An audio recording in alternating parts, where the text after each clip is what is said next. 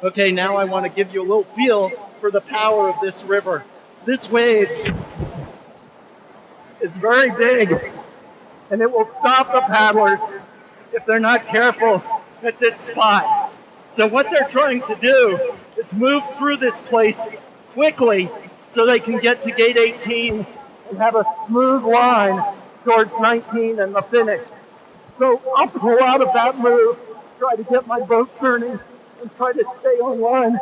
And you can see I'm a little bit late for gate 19.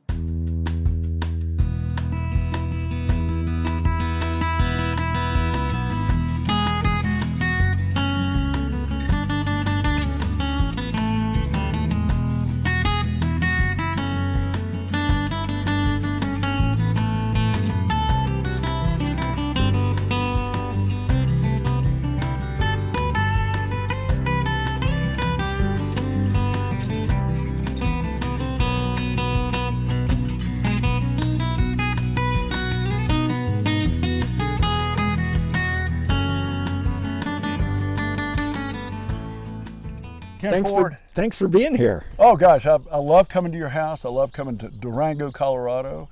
I love coming to the Animas River. We're sitting right in front of that. There's whitewater, what, a quarter mile downstream of here? Well, there's Slalom Gates quarter mile, and the whitewater starts, pretty soon after that. So folks, I'm with Kent Ford.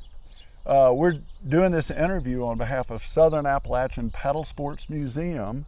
And we have a series of videos on our website, which is paddlingmuseum.org, where we interview various historical figures and pioneers in the sport.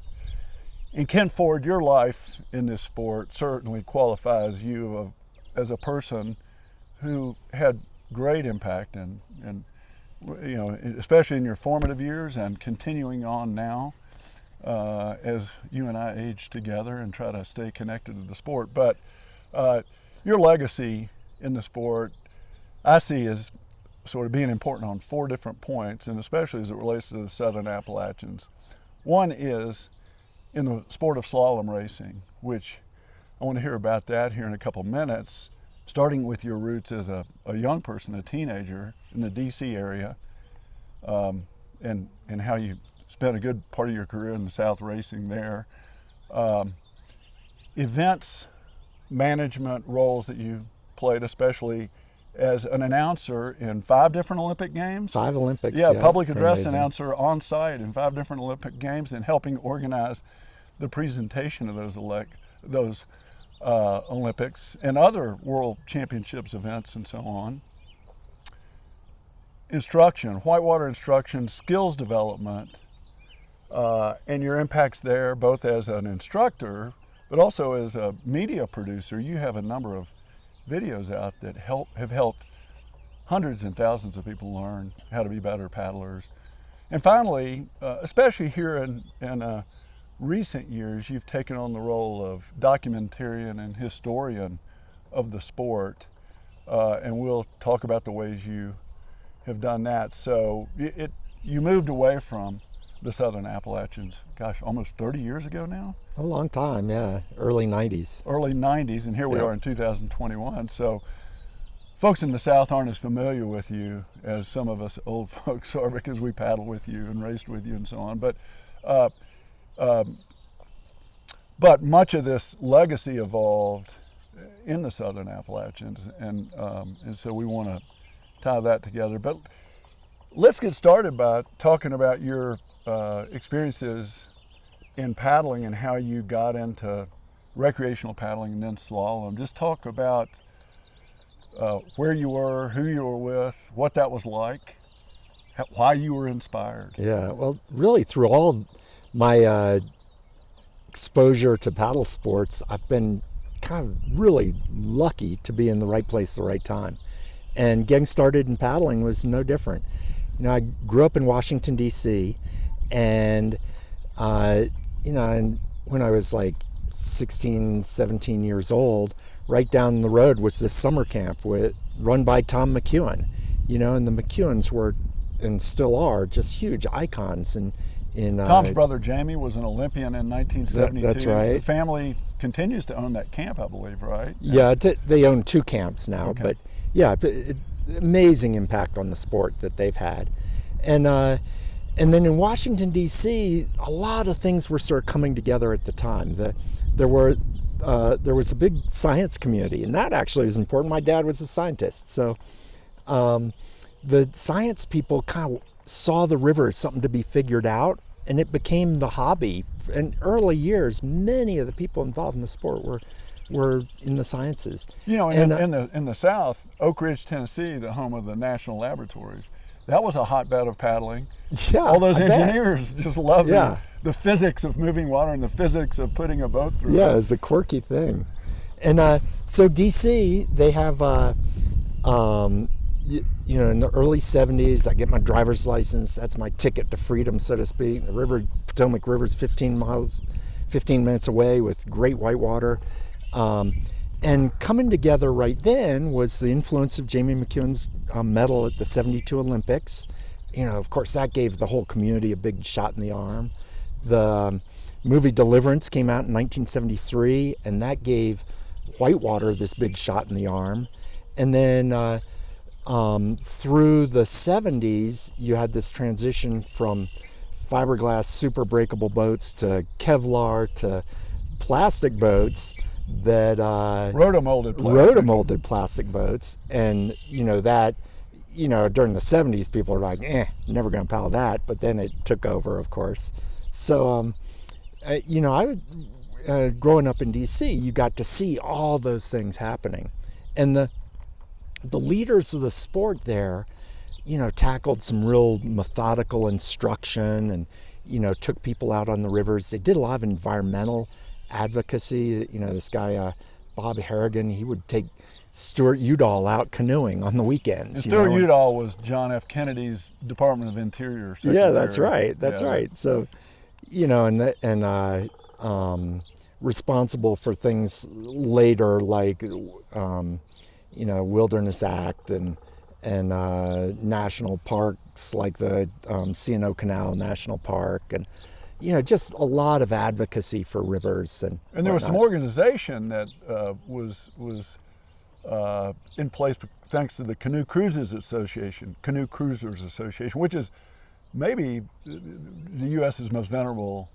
local regional canoe club, paddling club. Yeah, that's right. And what they did, I mean, it was really simple at the time. You know, they just sort of had these small events that put everyone together.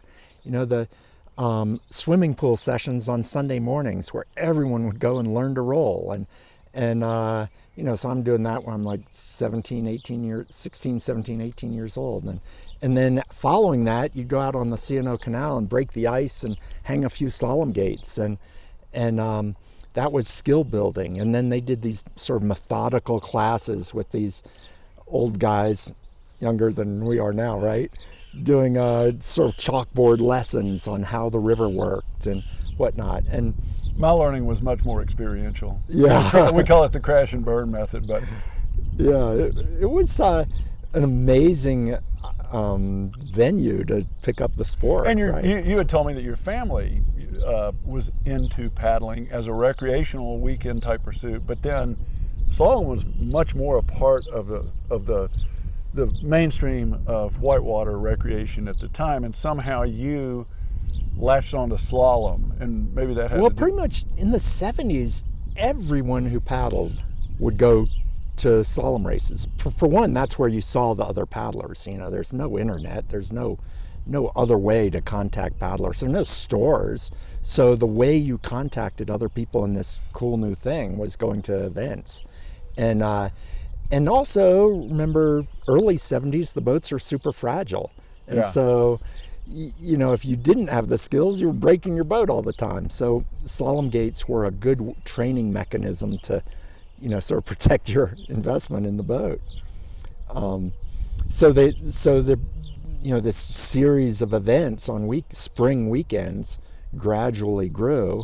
And yeah, for youngsters, it was super appealing. And in regard to youngsters, there was a core group of maybe a dozen, you know, that pursued it hard and became quite innovative and successful in the sport, including yourself. So talk about those friends of yours that you evolved with, and so it basically started as just friends going to the 16-year-olds want to go and find some trouble. Well, instead of trouble in the woods, we found trouble on the river, and we were luckily by then already influenced by this kind of gold bronze medal Olympian. So we sort of got nudged into this competitive track. And the folks that were growing up at about that time included John Lugbill and Davy Hearn and Kathy Hearn and Bob Robison, Ron Lugbill, Chris McCormick. One time or another, I think all of us had, they won most of the medals. They were, Kathy, I think 11 medals at World Championships. And you've got how many medals at World Championships? Well, I have 2 from team event. Right. Yep. And 2 gold medals. 2 gold medals. Yeah. With Lugbill and Hearn, and John Lugbill 5 World Championship titles. Davy 1 and 4 second places. Kathy has a gold. Kathy has a bunch of golds. She has in her 11. But in an individual, she. Yeah. Yeah. But we all just grew up together. I mean, there was another kind of interesting thing that happened right then. Right after the 72 Olympics, they changed the rules to make it a more aggressive sport. And more aggressive as in faster, more risk-taking. There used to be penalties, like huge penalties, 20-second penalty for hitting a gate in a certain way. And that was dropped to 10 seconds, then 5 seconds, then now 2 seconds. But the lowering of the penalty for hitting a pole meant that you went faster, took more risks. And so that was sort of this door that just opened right as we were getting to be 17, 18 years old. And another rule change was allowing or providing that the bow of the canoe could be lower than the cockpit. That's right. Earlier, before then, it was the bow of the C1 or the C2 had to be higher in elevation than the cockpit. So now you can squeeze the bow and stern down low, which enabled you to you could go under the slalom gates. So right. it was an entirely different technique of going under the gates than doing anything possible to avoid that 20-second penalty of hitting it from the wrong direction. So it's kind of like it was this fresh slate, really primed for a bunch of 17-year-olds. We're actually a couple years apart in ages, but just roughly speaking, that gives you a feel for the atmosphere. And that combined with great whitewater in Washington. But then there was two other big components. One was there's this indoor testing tank that the U.S. Navy uses. It's called the David Taylor Model Basin. And the model basin is a half-mile long canal indoors, 70 degrees water and air. We started paddling year-round in that thing. And so we were able to make a jump on the rest of the world because we paddled year-round. Meanwhile, when you say the rest of the world, you mean literally. There were no venues even in Europe that were indoors. The Czechoslovaks or the French were out doing cross-country skiing as their training for kayaking, and we were indoors paddling, racing against each other, half for fun and half for bragging rights. And then enter a couple of coaches. One, Jack Brocious, who's a flatwire sprint coach, and then a little later, Bill Endicott. But Brocious was an interesting story. He's a flatwire sprint coach, but he'd let us jump in on the workouts. So he'd send these flatwater kayaks down 500 meters, and they get to the end, and it takes them like 10 minutes to turn around and get, and we're like huffing and puffing to get to the end. But as soon as we got to the other end, they'd go, "Finally, you're here," and they'd send off they'd do their next lap, and we'd spin around. So it ended up being really good training that Brocious set us up with for a year or two there. But then Bill Endicott came in the picture, and he's a super bright guy at Harvard, etc. And he had raced a little. He'd before that. He'd narrowly missed the Olympic team in 72, and so maybe he had a little bit of a grudge from missing the Olympic team, and also he had just a lot of passion for the sport. And Bill didn't have any kids that were into the sport. This was his passion for the sport. He was a congressional staffer, as I recall. Yeah, that's right. And he ran the Democratic Study Group, so he was writing the think tank papers for the Democratic Party all through a lot of the 70s and 80s. This was his volunteer outlet, distraction from the real world. Yeah. And he became notable as one of the great coaches in the world. Yeah, and it was awesome because to his credit, he figured out a way to take these kind of not necessarily even competitive a random group of 17-year-olds and steer them into a more competitive avenue. And so by 77, 79 and beyond, 77 and 79, we were, clearly on the scene worldwide. I was national champion in 77 and maybe 6th or something at the Worlds, and we were like 5th, 6th, and 8th at the World Championships as teenagers, and then by and curiously, Lugbill and Hearn had not made the team that year because they just hadn't made the team that year. They were younger. So by 79, they had a grudge, and they were 1st and 2nd at the World for the next decade. Well, and there's another component to this, and maybe it ties back to the science and sort of engineering context of where you were, but you guys all got into boat design with that change in the rules and the ability to make lower volume bows and sterns to get under gates. You guys were cranking out 2 or 3 new designs a year, for a given, like a C1. Davey mainly, but yes, John and Bob were involved in that. I was involved with the Slipper C1. Right.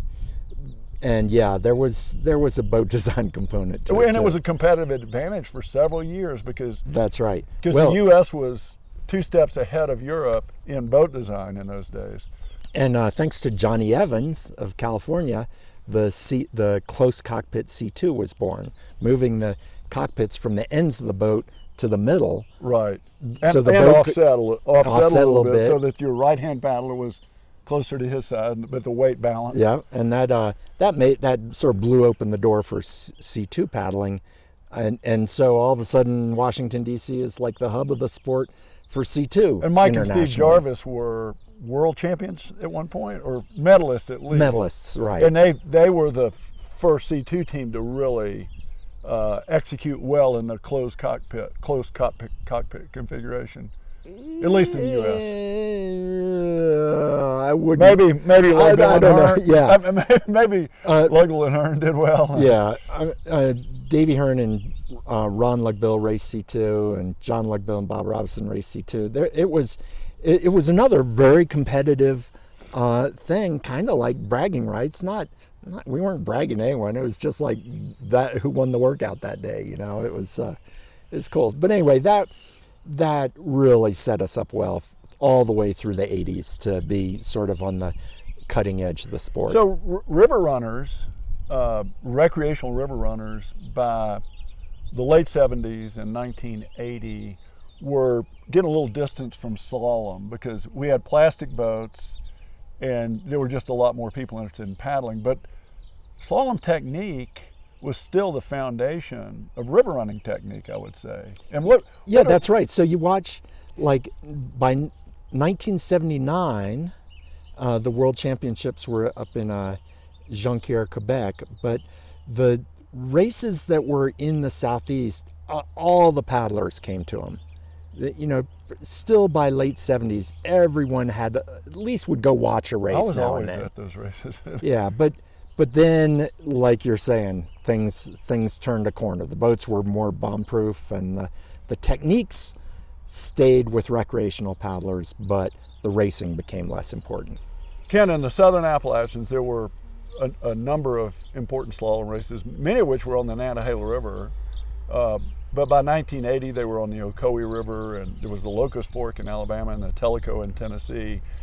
But Nantahala Outdoor Center, when it was founded in the early 70s, 1972, Payson Kennedy and leadership there made a point to hire slalom racers that had achieved a lot, Olympians specifically, to come to NOC and help build NOC, not just as a rafting company, but importantly as a skill center.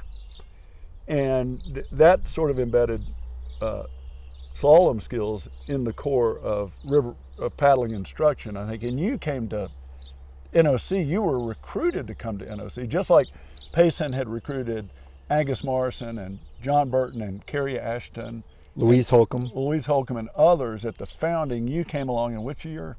79. 79. And so Burton recruited me to come to NOC, and I think there were a number of other competitors there. And so it was kind of what we did. The World Championships would be in June. As soon as, you'd get on the plane the day after the World Championships in Germany somewhere, or, Europe, typically. Fly back, and 3 days later you were guiding a raft on the Chattooga, or teaching a kayak clinic. Or teaching a kayak clinic, yeah. So, and that became a really dynamic scene through the 80s, because you had the NOC instruction scene. Yeah, you had these very high end competitors, some of them with a very technical knowledge. Angus Morrison, very technical in his an analysis of stroke dynamics and so on. And Angus and Chris Spilius, a flatwire sprint racer at the time, but those guys, infused all the instruction community with a very technical mindset that got whittled down into delivery for the recreational public. And so there were all these first Olympian, then World Championship level racers, then just top 10 in the U.S. sort of racers that all gravitated to teaching there at NOC. And then... And just to stop there a second, NOC was an appealing place because it had year-round dam release flows. There were always gates hanging right there at the NOC campus. Yeah, that's right. So a racer could train and work. And some racers, like Scott Shipley a few years later, actually worked at the daycare center, while he lived there and trained. Or typically you do your work guiding rafts or teaching a kayak class, and then after work you'd go and paddle gates to part of your training. And even that was like just building the skill set really high. But, I think the racers alone wouldn't have done it for NOC and for the Southeast. I think the thing that really made the difference was it was a collection of really remarkable people. And, led by Payson, who really wanted to build a utopia society in many ways. And he attracted other really high quality people who weren't necessarily racers, but they just became embedded in the scene, picked up the technical aspects by osmosis, many of them, and then developed incredible teaching skills just due to their fine humanity. Right. And that's what really bumped things along. And the names of some of those people in the 80s that were central to NOC's instruction program. Well, folks like Ken Kastorf, no real competitive background, but huge impact on teaching the sport, or Arlo Kleinrath, or, Mary DeReamer, KB, Tom DeQueer. I don't even like doing a list, because it was everyone there was just infused with this. It was the dinner time discussions, ranged from the optimum paddle stroke from this Olympian Angus Morrison to the optimum delivery mechanism of teaching technique through a non-competitor, Eric Neese, who just had a brilliant mindset for how to package this stuff. And then there was one other thing that I think was critical to that, and that was the NOC at the time, talking the early 80s, late 70s, was the only paddle school from Pennsylvania to Florida, essentially. And so anyone who wanted to learn to paddle from Pennsylvania to Florida went to NOC. And as a result, NOC all through the 80s really had full clinics, 2 instructors in a van with students, and typically 10 students, 10 instructors, 10 students, 2 a instructors, trailer load of state-of-the-art kayaks, modern kayaks in the back. and 5 to 7 vans going out every single day. So typically 4-day and 3-day programs. What you got from that was 2 instructors working together that Olympian would learn how to teach from someone who had just an amazing manner, like a Kathy Bolin or a Mary DeReamer or a Carol May, and or a Tom DeQueer. And the Olympians would learn how to teach, and the not as competitive folks would learn, high level technical ends of the sport. And the way that networked out into the paddling community, it seems to me, is you had all these customers, the guests, the clinic participants would learn, and many of them were leaders in their home club, the Carolina Canoe Club or the Atlanta Whitewater Club, and they would carry these skills back home. But another thing that I noticed about NOC in those days, it had the best retail store in the world for paddling gear. And so even if you weren't a clinic customer, you would show up at NOC a few times a year to buy just a spray skirt or maybe a paddle or a boat. And so you were at Nantahala and you would watch, and there were the gates out back, and there were people play boating in the falls, and a lot of these people were NOC staff, instructors, and all. So it really permeated outward in a general way beyond just the tight network of the clinic instruction. That's right. And then it went beyond that. In the 90s particularly, you started to get the spin-offs. You started to get people would, like Les Bechtel would leave NOC and go start a company in Idaho. Well, and Ken Castorf, who you mentioned, started an instruction company, Endless River Adventures, right there on the Nantahala. Right, or Slim Ray spins off and starts a river rescue dynasty out of writing books and whatnot. So, and there were many, many more. I mean, the spin-offs just kept going. At that point. Kent, in the NOC instruction realm, you became more committed to that. You continued some racing in the meantime, but you became the head of the instruction department at NOC. You had a passion for instructing. Yeah, that's right. And a lot of the framework for that was from Bunny Johns. Again, she had this scientific mindset. She's a biologist, but she brought that to instruction at NOC, by having things as simple as the evaluation program after each course. It was important to us to get critique from our clinic guests, and that helped inspire you to know how to steer your courses the next time. And she designed the ACA instruction program, the American Canoe Association instruction program, that really now is the broadest instruction program worldwide. And you can still see Bunny's fingerprints on that, how that all transpired. And by the way, Bunny immediately preceded you as the instruction head in NOC. Right. And she herself was a international world championship level competitor in wildwater more so than slalom, I think. But she did a lot of open canoe racing, nationally around the U.S. as well. So she had that slalom the competitive background as well that kind of built her skills to bring forward into instruction. Plus just an amazing personality to deliver that, And I think she inspired a lot of people to realize that, wow, okay, it's how well you teach is the most important thing here.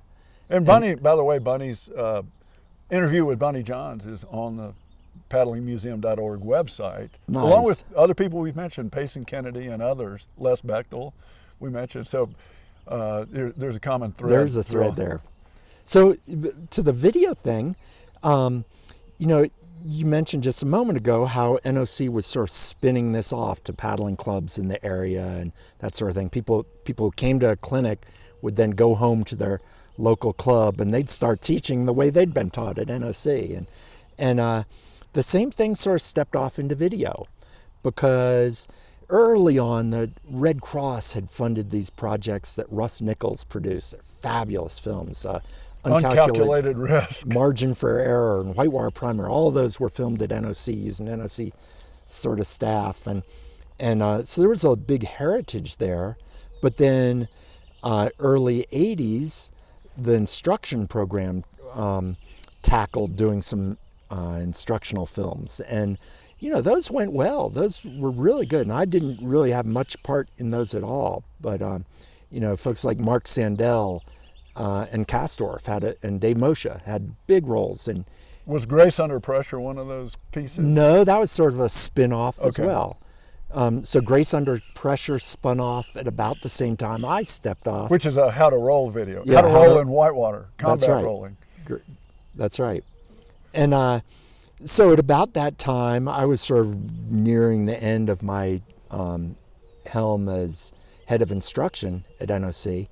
And I was sort of really overwhelmed with doing lots of special projects, race announcing, coaching, and video production. I was starting to, just on a weekend here and there, do a couple small video productions, the C1 Challenge, the Citizen Racers Workshop, these tiny audience projects. But it got to the point that as head of instruction, I had too many personal projects going to do the right thing for the NOC instruction program. So I left that job very happily in great hands with Gordon Grant. Yeah. Another former world championship level competitor. And so my career sort of took a turn then into doing this amazing collage of special projects, all roughly tied to paddle sports. But with a focus on instruction, skills instruction, in the video production front. And about that time you moved here to Durango. Yeah, that's right. But I'd also do these race announcing events. But that, to me, that was very similar in that it was an educational project. I was trying to educate the spectators on what this crazy kayak sport was all about. In many cases, people show up at events and at a kayak race and they go, well, where's the ball? That was always the joke. Where's the ball? Like, where's the hoop? How do they score here? And so, race announcing at kayak races was an educational project of its own type. And your first significant announcing experience was the 1989 World Championships on the Savage River in Maryland. Yep. And you and Lamar Sims teamed up to do that. Yeah, I'd missed the U.S. team, and so as my second choice, I got to be the race announcer. And the booby prize. The booby prize, yep. And it was great. I mean, it sort of started me on this whole bizarre tangential career of sorts. Career being a month a year for the next 10 years. And Lamar Sims, Dartmouth racing. Actually, Hampshire College. I'm sorry. Under Jay Evans, the Olympic coach. And he's also Harvard and Harvard Law assistant DA in Denver, that sort of thing. He had a lot of firepower up here, so. And notably an African American, and there are very few African Americans especially in those days, that were in the sport, and even still today. Relatively few. But so Lamar became your longtime enduring announcing partner. That's right. And you guys the silver tongue. Awesome in the booth, because I've been to venues and listened to you guys. And you've in fact been the English-speaking public address announcer with Lamar in 5 different Olympics. That's right. And a bunch of World Cups, World Championships, and whatnot in between. Right. And that was just dynamite fun. I mean, and again, it was kind of a tangent of educating the public about paddle sports. We had a sort of methodical way about going about it. We knew that people would flow in and out of the events, and we'd introduce them to what was going on at different times during the day, and try to introduce them to the personalities of the competitors and that sort of thing. Many of whom were your friends. I mean, you knew the competitors personally in many cases. Yeah, that's the benefit of getting the booby prize of not making the team. You're trained the whole year with those. Well, things. And it wasn't as simple as stepping into the announcing booth and starting. Your title was actually event Presentation manager. Presentation manager. Yeah. I'm sorry. So a lot of the Olympic events are structured that way, with a sport side and a venue side, and the presentation manager sort of spans the two, coordinating how the sport is presented to the spectators. Bottom line. Which actually, it in turn influences TV production a little bit, because TV folks are a little less familiar, and so there's a little bit of cross-pollination there as well. That there are things you wouldn't think of, like, and you can tell when it goes wrong when there's a person on a microphone at a football game, and they're trying to give their 2-minute introduction to the event that's about to happen, and then all of a sudden the PA announcer says, "Whoever has the red car, your lights are on," or whatever. And of course, that's the nightmare for NBC.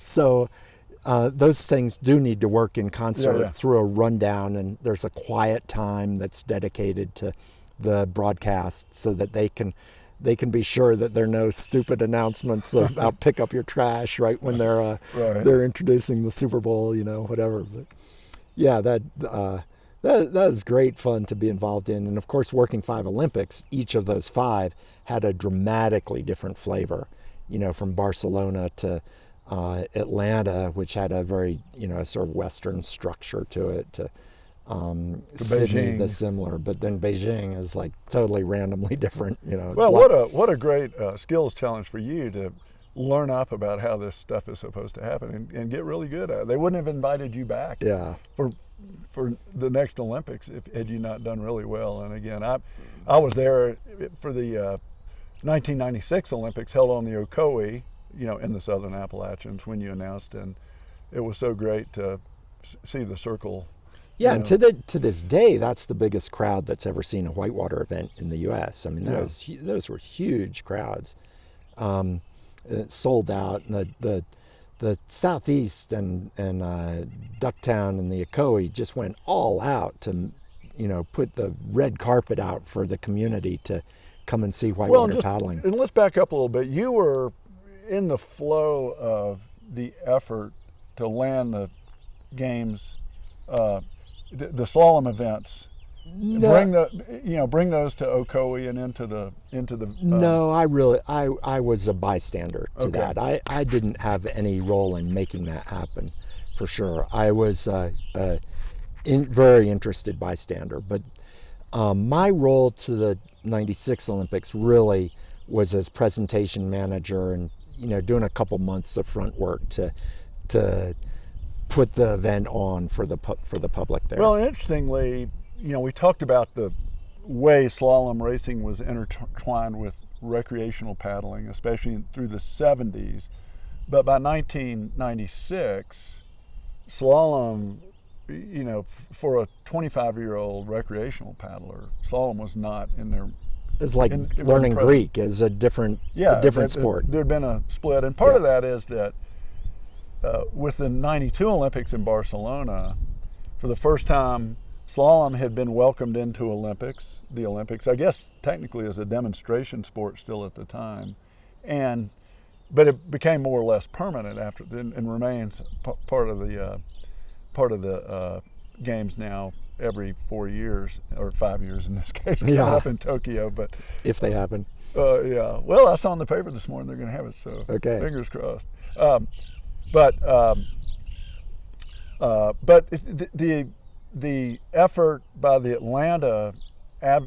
Atlanta organizing committee that had won the Olympics in Atlanta, there was an effort led by Don Giddens and I'm not sure who else out of Atlanta to have slalom included. Mike Larimer, Steve Thomas. It was a little bit of a David Jones, right? Yeah, David Jones. And it's interesting because there was a thought in the whitewater community at the time that if we mentioned building a river, that was a non-starter. The only way we could get whitewater in the Olympics, we thought, was by having an existing river to host the venue. And so it was quite extraordinary that Billy Payne and the head of the Olympics in Atlanta was willing to send one event way outside the state lines of Georgia. Outside the state lines of Georgia to Tennessee. And the as a result, the politics of that whole thing happening was extraordinarily complicated, and it's only labor of love by a lot of people that made it pull off. And my labor of love was coming in on the last 2 months to help present it, but my hat's off to the people who really brought just it for context, what is now called the Upper Ocoee, which gets scheduled water releases in it, a couple dozen days a year or so nowadays. Yeah, at the time it never had releases. It never had release. It was a dry riverbed with a bypass hydroelectric project, Ocoee number 3, and now there are scheduled releases there. And the rapids through that Olympic course are more challenging than the traditional section of the Ocoee, which is called the Middle Ocoee.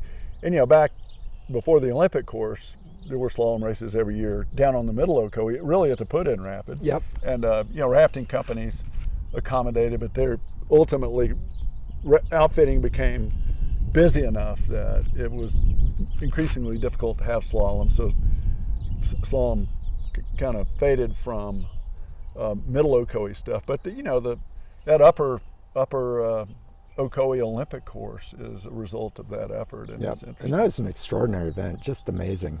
And but it is a shame that it doesn't see races to this day. And it sees smaller events, and I think there's just a lot of competing influences and competing interests involved in the Ocoee. Well, and from the standpoint of where can slalom best be executed, we've got the U.S. National Whitewater Center at Charlotte. There's the venue at Oklahoma City, and the norm around the world these days, 90% of the big international races are on pumped artificial courses, because you can perfect and idealize, the dynamics of the flow, and you can change the structures in the river, and the eddies can be deep and to accommodate deep pivot turns, for upstream gates and so on. Yeah, it's it's been great for presenting the sport to the world. There is something lost by not being in nature,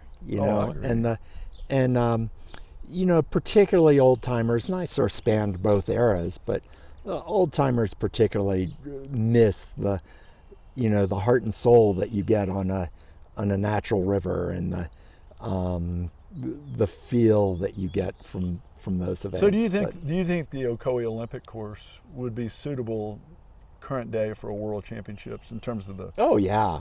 They'd start at gate 9 or so of the Olympics, but it'd be much shorter. Yeah. But yeah, it's harder whitewater than a lot of these man-made courses. The time for one racer to get through the course in the '96 Olympics was maybe 2.5 minutes. Yeah, now it's 90 seconds for a top kayak, which is a little bit of a made for TV sort of. Yeah, that's right. I mean, the evolution of the sport. It is awkward for television to have longer events. That's awkward. Well, you talked about your video production as a way to expand and extend your role as instructor. And about the time that you left NOC as instruction head, you moved here to the Animas River in Durango, Colorado. And Durango was not the hot whitewater town it is now. And by the way, Durango probably on a per capita basis has more whitewater enthusiasts in it than even Asheville, North Carolina, which is where I live. It's pretty astounding. I mean, the number of rafts and private rafts, kayaks, canoes, stand-up paddle boards in this town is off the charts. I mean, there's no way to measure that. If someone did a door-to-door, well, we can look around here. There's 6 kayaks in that garage, 2 canoes in that one. It's just... Well, and we've got, the town of Durango has the Animas River with Class 3 whitewater in the center of downtown. Yep. And upstream here is world-class Class 4 and 5 paddling. Yep, that's right. And you just as an aside, you have been active civically here in Durango a bit as an environmental advocate, but as an advocate for the sport. And there's a whitewater park that's been developed with two different major phases of design and construction in the riverbed to create features. And you've been really interested in that. And of course, when I called you yesterday, you said I was out paddling earlier this morning. Yeah. And so you get out there. But I'd be careful to say I don't have. I have my fingers in a few of those pies, but I'm not a leader by any means. Those efforts. You're modest. But, People, no. I think if I interviewed other people in town, they would talk about the influence you have. No. But having moved here, well, you remained energized about instruction and this video production effort that was nascent at the time. Before I left NOC, I'd met this this guy who became my business partner, John Davis. He lived in Kentucky. He was the founder of the National Paddling Film Festival, which is in Lexington, Kentucky. And he said, sort of the equivalent of a cold call in the restaurant at NOC. He goes, "Hey, we ought to do an instructional video someday." And I was like, okay, and we just started doing these like little weekend projects of paddling instruction videos, and that took off. I mean, we were amazed how much, how well received they were and how many they sold. And that's part of what made me go, wow, okay, I almost have a full-time business here of doing nothing but these, and which we morphed into doing kayak, river kayak films like The Kayaker's Edge, or canoe instruction, solo canoe instruction films, whitewater safety films, that sort of thing. And there was one video you did about Eskimo roll. Yeah, the kayak roll, and the kayak roll one was really the best seller. That sold really well, and I found that these things sold. They'd sell well in boating communities, but they'd really sell to people who lived in a place that didn't have a paddling school. Just worldwide, someone who was just thirsty to know about kayaking and didn't know where to turn. Maybe they lived in St. Louis and were driving to the Ocoee on weekends and were just... Or Los Caños, Chile, or wherever, we had a couple titles translated to French, because the French, despite being amazing paddlers, they didn't really have a methodology for teaching recreational paddling at the time. So in the 80s, we talked about in the 70s and into the 80s, the proliferation of skills through instruction was really more of an in-person thing. The person that might come to a clinic or might at NOC or might go to a workshop put on by a paddling club, it was a little more word of mouth, physical presence. But with the rise of VHS and DVD video, all of a sudden there was this opportunity to push it out further. That's right. So, and so I really was the communicator for some amazing instructors and sort of conveying what had been learned collectively in the Southeast by amazing instructors and paddlers, and I managed to sort of build a business conveying that to the broader public. So it was a media production enterprise that you were challenged to develop, and so and we do a new title every year. Typically in the fall, I'd sort of think it's sort of the gestation period of, okay, what's going to be the next title. And during the winter, I'd be writing outlines and storyboarding it. In the spring, we would do a big shoot, usually 10 or sometimes 20 days of shooting. Then the rest of the year, a big editing project to bring it all together and start marketing it and figure out the next title. So, and in those days, because there was no YouTube and Vimeo, it was mailed VHS tapes or DVD tapes, and you were charging $29.95 pretty much for all those productions, right? Yeah, that's right. And before that time, people would learn how to roll from the 2-page fold-out of a book. That's how yeah, that you can probably visualize those pictures right there. Oh God, is in a book, and clearly a book's not as ideal for teaching someone how to roll as video is. So, yeah, video was a great way for for the public at large to learn various aspects. So that enterprise, which still exists, but really doesn't have any revenues anymore. Yeah, I've set it all free. It's all for free. Performancevideo.com. Yep, that's right. And that website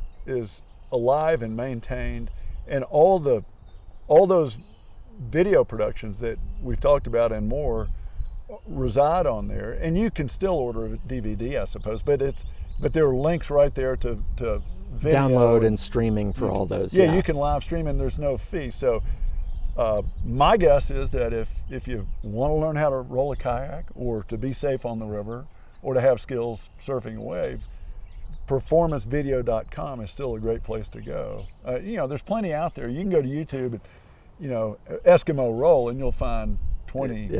Yeah, we had high production values. My business partner was the senior cameraman at public television stations, first in Lexington, Kentucky, then in Sacramento, which is state capital for California. So he had really high-end camera skills and editing skills. So our production values were sort of, we grew them into being sort of PBS quality. Well, and production skills. You recruited the best instructors available, like Phil DeReamer and Mary DeReamer and Wayne Dickert and others that actually did the instructing in many cases on these videos. And so not only are they valuable, but they're becoming classics now.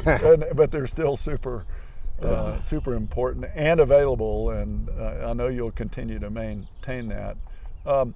So Kent, there are these various threads, and they all seem to me to tie back together to something that you have been committed to in more recent years, and that is historian, documentarian. You've been a witness, as you described, to many of the great things that have evolved in the sport. You may know more people in whitewater worldwide than any single person. I'd be challenged to figure out who else might know, have personal relationships with more people in the world that know whitewater. But talk about some of your efforts to capture and archive and communicate the history of the sport and the evolution of the sport. Well, yeah, it's pretty much like you described, just through, being involved in the sport since the early 70s, late 60s even. I'd seen a lot of little slivers of what transpired, and through various events, I'd seen a lot of different film productions that existed. And I started to have this idea that, the way to tell this story about whitewater paddling would be to take the coolest video footage of each of these eras and weave it into the story of how paddling grew. And that became our project called The Call of the River. And that's available for free. The shorter version of it's available for free on our website there. And it really, it starts from the British recreational full boat paddlers going up to study the harpoon throwing of the Greenland kayakers. How to throw a harpoon and capture a seal and all that sort of thing. And the paddling, kayaking grew throughout Europe, canoeing in France, because it had come from Quebec to France, kind of the other direction. But then in the 1950s, the town of Salida, Colorado, there are these Chamber of Commerce folks wanted to promote the town. They have this whitewater river, so they start paying the world champions in Germany and France and so on to come compete on the Arkansas River in Salida. And that, in a short telling, is how kayaking arrived in the U.S. to that one event. And a handful of those people stayed in the U.S. Roger Paris, Walter Kirschbaum, and 5 or 6 others stayed in the States. Meanwhile, you had a number of folks abandoning Soviet-controlled Czechoslovakia, coming to the U.S. penniless. People like Vladimir Vanha, who started Noah Kayaks, Joe Sedovic, Herka. So a lot of the kayaking influence 60s, 70s came from Europe. And then the boats just gradually got better. You got the influence of the Olympics in '72 and the movie Deliverance, and it spread very nicely. Rotomolded plastic. And the skills that we've talked about evolved. And yeah, it's a great story. It's pretty neat to look so back. that again, that video is, the title is Call of the River. The Call of the River. The Call of the River, and it's available on performancevideo.com, and it is worth watching. Anyone at any stage of the sport. I'm nostalgic about this sport, obviously, and my wife Kat and I sat down and watched it when it was released, and just loved every second of it. So, and I know that for you, huge labor of love, because you put hundreds of hours into tracking down old film that you had to convert to video, and images and stories, and interview people to interview. Yeah, we did 50 interviews, 50 sources of video and film footage, and 50 sources of still imagery. So it was a big compilation. Well, so folks, what we're talking about is something a little different from the quickie weekend YouTube, production of. Yeah, it's sort of like whitewater kayaking meets the History Channel. Oh, there we go. It's a little bit of that flavor, and it's super high quality. And so, that's the broad reaches of the paddling sport, whitewater sport. But it seems that more recently you've put some effort into archiving slalom-related images and race results and things like that. And you must have a library on your hard drives and in your basement of all kinds of stuff. I have a pretty good archive, not so much with slalom, but another thing I'm sort of studying now is how we're going to preserve some of this history into the future for paddling. And I've sort of done an informal study of the museums across the country and even worldwide. Paddling museums. Paddling museums, yeah. And there are a lot of them if you include things like the 2 John Wesley Powell museums, or a jet boat museum on the Rogue River, or these private collections. There are a couple of guys who've got collections in their house of 200 kayaks of over the years, and I just think it's kind of fun to dip my toes in how that's going to get preserved for the future. Not so much the boats, but the whole vibe of how the sport the evolved. Stories, the images, the whole thing. And that your personal passion about that is very much in line with the purpose of Southern Appalachian Paddle Sports Museum. I mean, that's exactly what the group of people that are leading that in my part of the country are trying to assemble as it relates to the sport in the Southern Appalachians. And again, just to kind of look back on everything we've talked about, Kent, you did spend a number of years living, resident in our region. The relationship particularly with NOC and slalom racing in that part of the country, in the Olympics in '96. And so your legacy will live on for decades beyond when you and I are still around. And I know that people will appreciate that. I'm glad to take this moment to gather those reflections from you to help round all that out. Well, it's been super fun. And I think as I go through this conversation with you, I realize that the thread through it for me was right place in the right time, whether it's like getting on the coattails of John Legbill and Davey Hearn, or missing the team and getting this crazy opportunity to do race announcing at the Olympics because no one else knew where to begin with that, and then the teaching thing at NOC was really fun to see the quality of people that were not just competitors but amazing instructors that taught there and taught me a lot. So, well, you and I were lucky to find ourselves where we were, but I want our viewers to know this guy there's no shortage of energy and smarts and creativity that this guy continues to put in to this sport that we all love. So Ken, I want to thank you for carving out this time to do this, and I loved hearing it and reliving it with you here today, and I can't wait to get this thing edited and up for folks to see. You'll have to cut a lot. No, I won't. We're going to do it all. Hey, thanks, Mark. Thank That's you. awesome. All right.